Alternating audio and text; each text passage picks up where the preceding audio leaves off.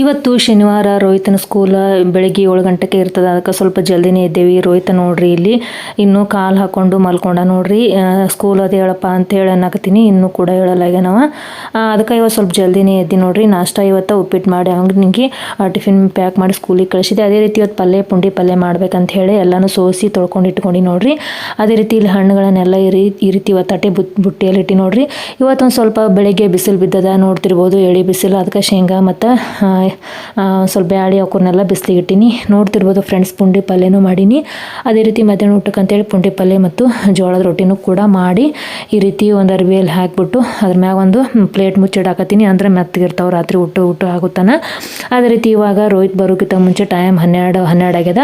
ಇವಾಗ ಕಸ ಗುಡಿಸಿ ಇನ್ನು ಹೋಮ್ವರ್ಕ್ ಸ್ಟಾರ್ಟ್ ಮಾಡ್ತಾನೆ. ಅವ್ನ ಮುಂದೆ ಎಲ್ಲ ಕೆಲಸ ಮಾಡಿ ಕುಂತು ಬಿಡ್ತೀನಿ ನೋಡ್ರಿ. ಇವಾಗ ನೋಡ್ರಿ ರೋಹಿತ ಸ್ಕೂಲಿಂದ ಬಂದ ಕೂಡಲೇ ಬಟ್ಟೆ ಚೇಂಜ್ ಮಾಡಿ ಸ್ವಲ್ಪ ಊಟ ಮಾಡಿ ಇವಾಗ